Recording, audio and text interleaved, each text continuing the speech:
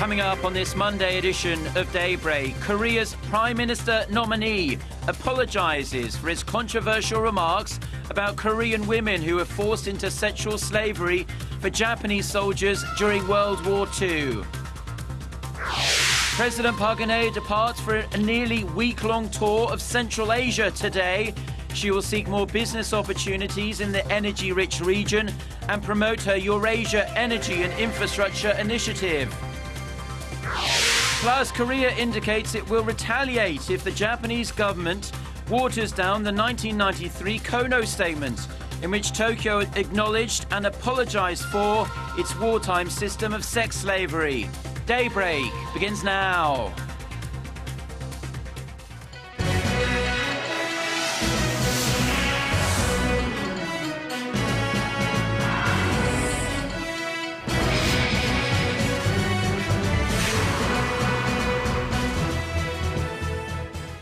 Hello and thanks for joining us. To our viewers around the world, it's 6 a.m. on Monday, June 16th here in Seoul. I'm Mark Broom and you're tuned in to Daybreak. Our top story this morning, Prime Minister nominee Moon Chang-geuk has been under fire for having made many controversial remarks, including those on wartime sexual slavery. He has apologized now, but is it going to be enough? Laah Hyun-kyung has the details. I realized I had unintentionally hurt some people with my words. I offer my sincere apologies to those people. The man in question has bowed to the pressure.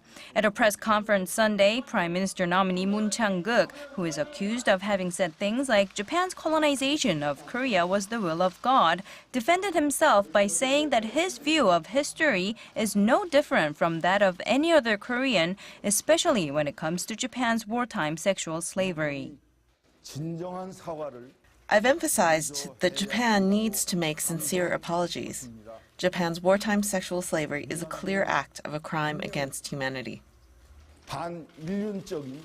As for his comments about Koreans being lazy, he explained he was only trying to point out the faults and wrongdoing of the aristocrats of the Joseon dynasty, which led to Japan's rule of Korea in the early 20th century. Whether his public apology will calm the waters remains to be seen. Ruling Saenuri Party floor leader Lee Won-gu says giving Moon a chance to explain himself at a parliamentary hearing is a democratic way of resolving the controversy, but the main opposition New Politics Alliance for Democracy is holding firm on its stance that the public has already found Moon inadequate as their prime minister and that he should withdraw his nomination. The presidential office of Cheongwade is expected to submit a request to the National Assembly on Tuesday, asking lawmakers to vet on the nominee. Once the request is filed, legislators have 20 days to vote on the appointment. Laah Hyun-kyung, Arirang News. The upcoming June parliamentary session is expected to be jam-packed as rival political parties have very different views on various agendas. The ruling Saenuri Party and the main opposition, New Politics Alliance for Democracy, are set to clash over issues surrounding the Sewol-ho ferry disaster and Prime Minister nominee Moon Chang-geuk during a three-day interpellation session that starts on Wednesday. Confirmation hearings for 7 ministers will also take place as President Park Geun-hye recently completed her cabinet reshuffle as she looks to salvage public trust in the government. Lawmakers also need to elect members for parliamentary standing committees for the second half of its 4-year term. Now, the first trial for the close aides of Yoo Byung-eun, the fugitive de facto owner of the sunken Sewol-ho ferry, are about to get underway. The 8 aides will have their first trials at Incheon's district court on Monday, as they have been indicted for embezzlement and breach of duty, and that happened earlier this month. According to prosecutors and court officials, the first court hearing of a close aide to Yoo, Song Bin-guk, the head of key affiliate Dapanda Company, was to be held on June 10th, but was postponed as more accused were indicted. Prosecutors early this month indicted 15 crew members tasked with the ship's navigation, on some of them on homicide charges, and 2 close aides to Yoo on corruption charges.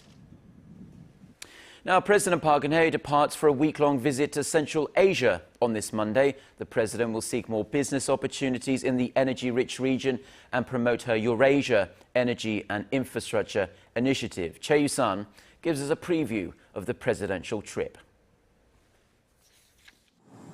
President Park embarks on state visits to Uzbekistan, Kazakhstan, and Turkmenistan this week. The president looks forward to enhancing cooperation with the Central Asian countries by expanding Korean businesses' economic projects in the region and reaffirming trust and ties with the heads of visiting nations. In Tashkent, the Korean president and her Uzbek counterpart will seek ways to bolster their strategic partnership. There are currently some $8 billion worth of joint projects underway, such as a gas field development and chemical complex construction, and Seoul hopes to go beyond into areas of renewable energy and textiles. President Park, who has proposed an initiative that will link energy and infrastructure in Eurasia, will also visit Samarkand, a city that was at the heart of the Silk Road. In Astana, the Korean leader and her Kazakh counterpart will discuss current projects worth roughly $10 billion, including construction of a thermal plant and petrochemical complex. Seoul will sign a deal to participate in Astana's rail development, with hopes it will lay the groundwork for President Park's Eurasia initiative. There will be talks on the North Korean nuclear issue, since Kazakhstan achieved significant growth after voluntarily giving up its nuclear arms. President Park will be visiting Turkmenistan for the first time as a Korean leader, where she plans to ask the country to support Korean firms seeking to participate in large-scale infrastructure projects in the gas-rich nation. During her 6-day tour, the Korean president also plans to meet with ethnic Koreans living in the three countries and pledge her support for active cultural exchanges with the region. Choi Yu-sun, Arirang News. North Korea is blaming South Korean President Park Geun-hye for causing a deterioration of inter-Korean relations. Pyongyang's state-run daily Nodong Shinmun condemned the Park administration for engaging in confrontation with the North and relying on foreign powers. The daily denounced President Park's policy of trust politique, as well as her Dresden Declaration for reuniting the two Koreas, saying she is only using the ideas to curry favor with foreign countries and that inter-Korean relations are in fact on the verge of collapsing as a result. The latest blast from the North came on the 14th anniversary of a landmark joint declaration signed by the two Koreas. The declaration calls for enhanced cooperation between the Koreas and was signed on June 15, 2000, at the end of a historic summit between then President Kim Dae-jung and late North Korean leader Kim Jong-il. Now, 5 North Koreans were rescued from a sinking fishing boat in waters off South Korea's Dokdo Island last week. The South Korean Coast Guard discovered the fishing boat about 60 kilometers northeast of Dokdo on Friday morning and rescued all 5 crew members on board. According to an official from South Korea's Unification Ministry on Sunday, the crew members, all of them men in their 20s up until their 40s, wished to return home. Now, this is quite a contrast to last month when 3 North Koreans were rescued in a similar predicament, but that time only 1 asked to be repatriated and 2 chose to stay in the south. The 5 recently rescued crew members will be sent back through the border village of Panmunjom on this Monday.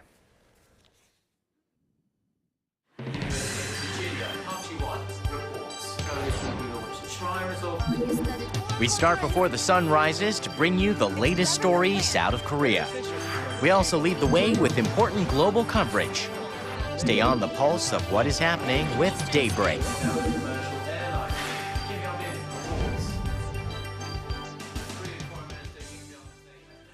The Korean government says it will react if Japan waters down a historical apology for the sexual enslavement of Korean women. Japan is expected to announce its review this week. Kim Min-ji reports. The Korean government will take action if Japan announces a review denying a historic apology regarding the forceful mobilization of Korean women as sex slaves. A government official on Sunday expressed Korea's stance on the matter, saying that it will present authoritative documents, both domestic and foreign, that will prove Japan responsible and the historic truth about the wartime sexual slavery issue if Japan alters or denies parts of the Kono Statement. The 1993 Kono Statement, named after Yohei Kono, the chief cabinet secretary at the time, acknowledges that the Japanese army was involved in recruiting women to serve in frontline brothels. Seoul's reaction comes after a Japanese media reports that the Abe administration will submit its review to the National Diet soon. The Japanese government has set up a panel to review the events leading to the historical apology.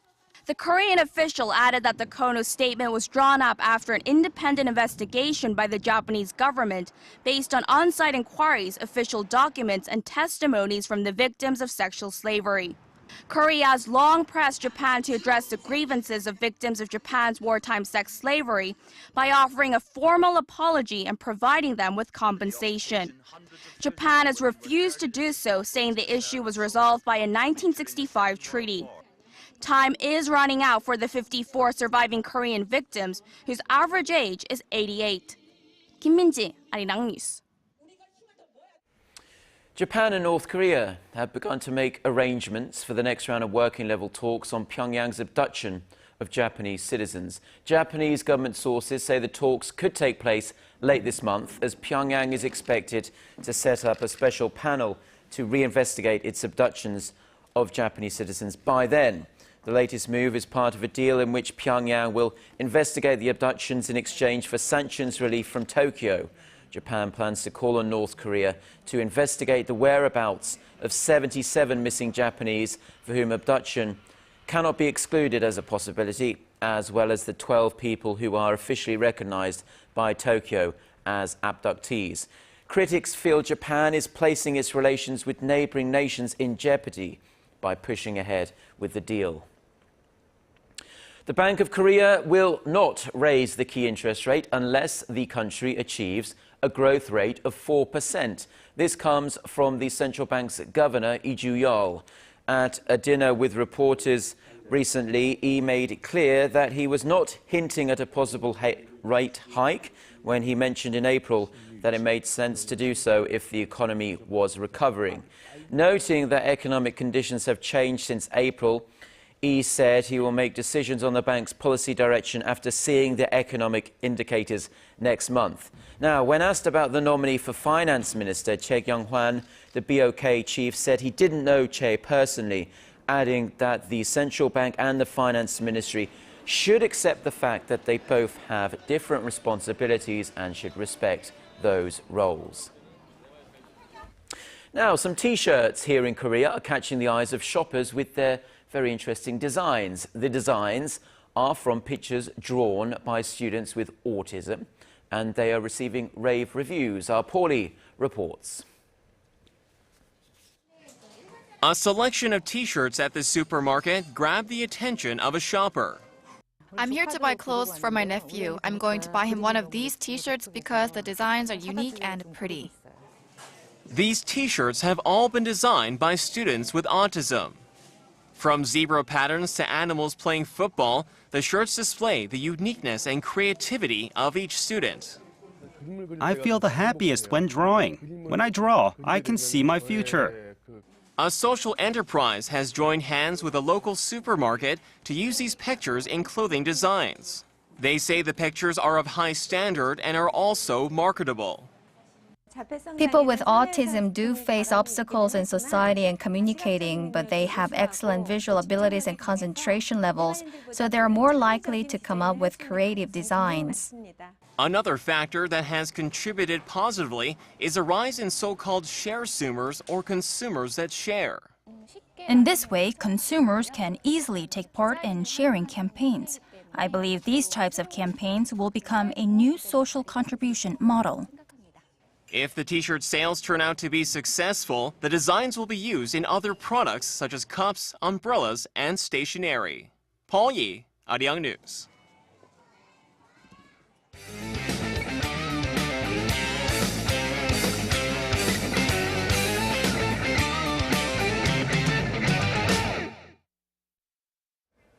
And a good Monday morning to you all as we continue on with our 2014 Brazil World Cup coverage. Now, quite a weekend in Brazil as fans saw some of the more amazing finishes, including monster upsets like Spain's 5-1 loss to the Netherlands.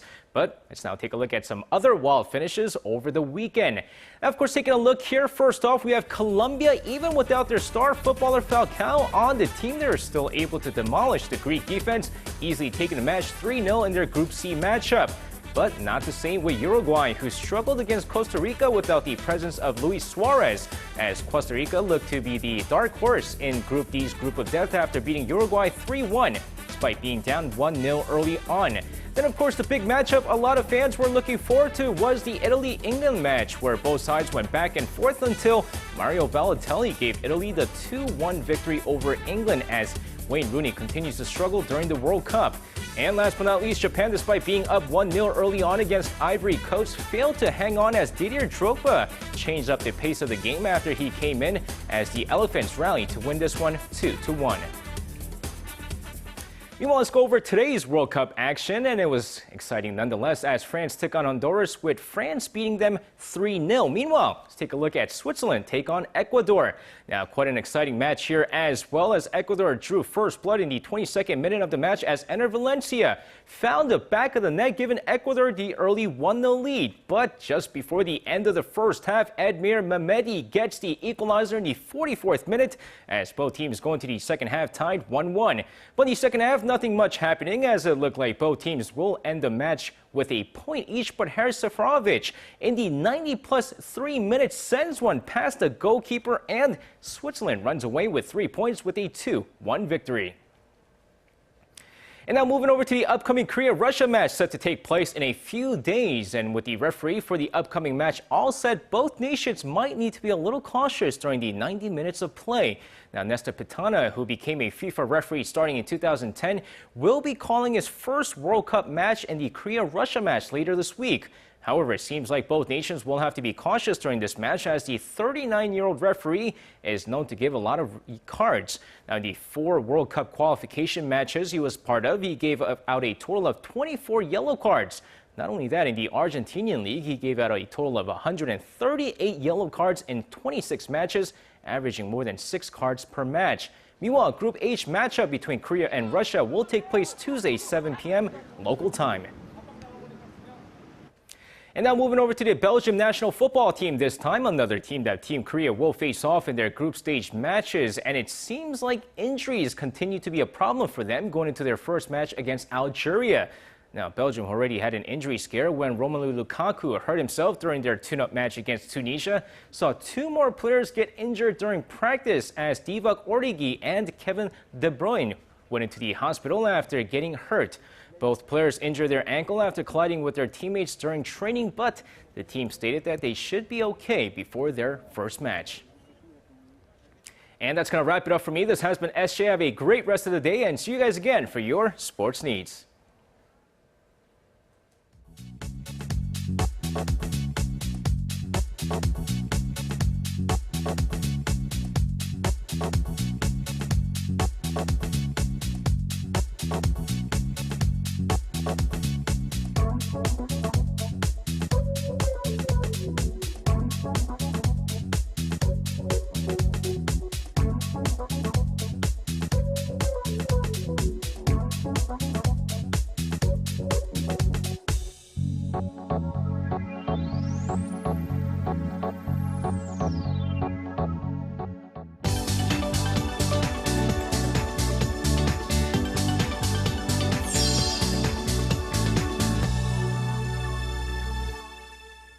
And time now for a look through the international headlines we're following this Monday morning. For that, we turn to our Eunice Kim, who's standing by, as always, at our news center. Very good morning, Eunice.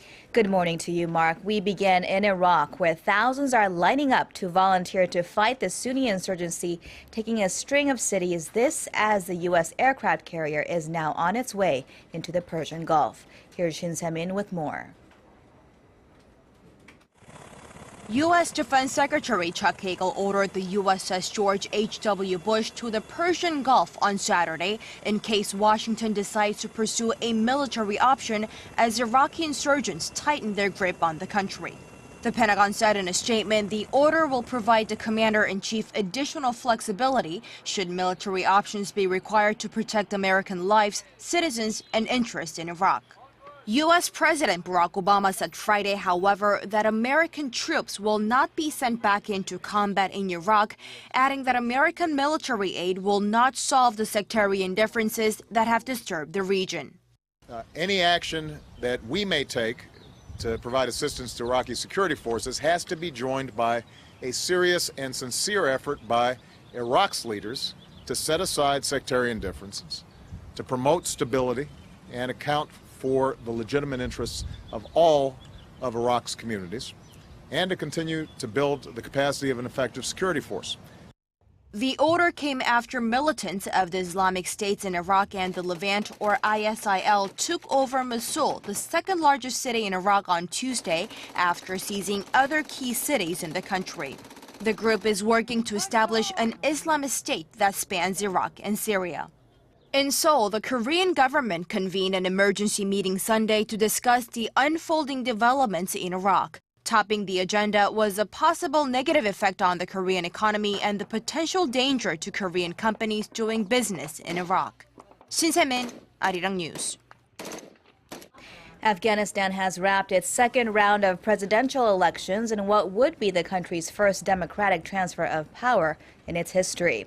And as votes were being tallied, the camps of both candidates are saying by their count, they are leading.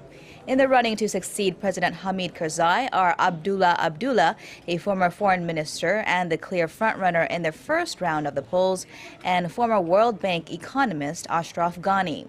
The vote was held in the midst of Taliban violence that killed more than 60 and injured dozens of others. Election authorities say 7 million Afghans came out to vote by an early count. NATO has released satellite images apparently supporting claims made by Kiev last week that Russian tanks had entered Ukrainian territory. A NATO official explained the first picture, dated May 30th, that you see there on the left, shows a Russian staging area in the border with Ukraine, with dozens of armored vehicles, but no tanks.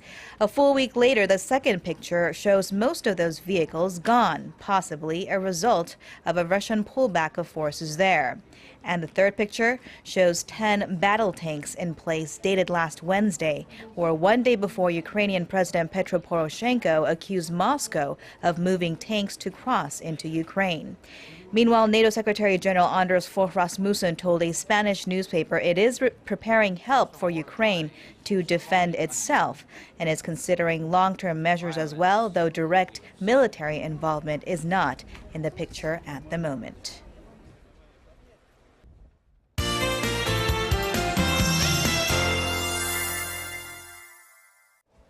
Good morning, I'm Lee Ji-hyun with your weather updates.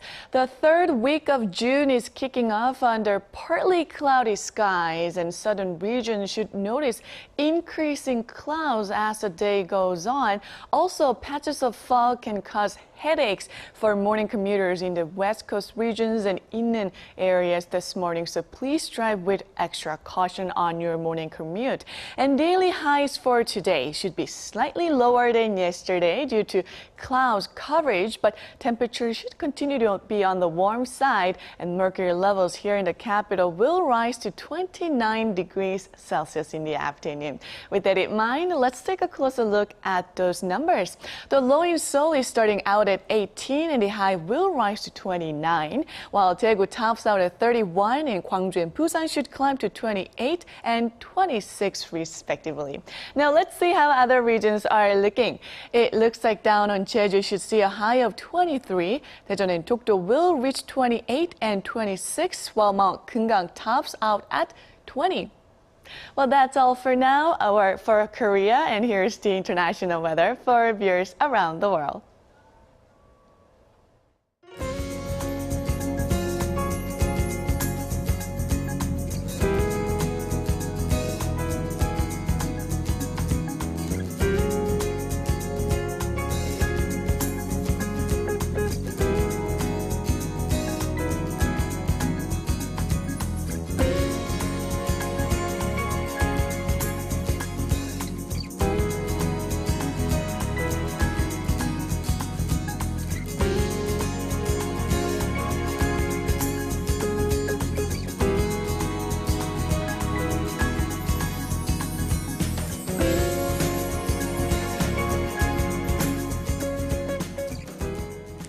Those are the stories we have for you at this hour. Korea Today is coming up in just over half an hour's time.